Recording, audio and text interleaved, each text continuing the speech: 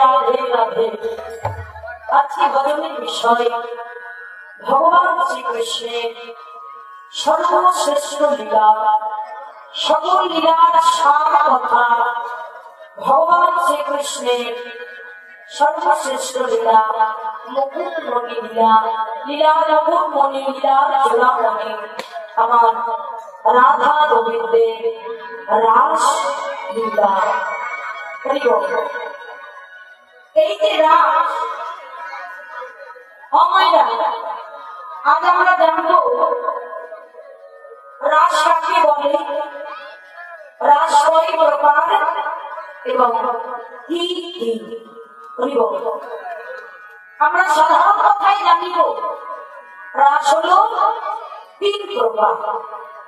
রায়গার কালমৎস্য রাস, রায়গার পেট কাটা মূর্ধন্যস্য রাস, আর রায়গার দ্বন্দ্বস্য রাস। হরি হরি বল। এই যে রায়গার কালমৎস্য রাস, এই রায়গার কালমৎস্য রাস মানে কি? রায়গার কালমৎস্য রাস মানে হচ্ছে রাশি রাশি, অনেক অনেক বা বহু বহু, এটাকে বলি রায়গার কালমৎস্য রাস।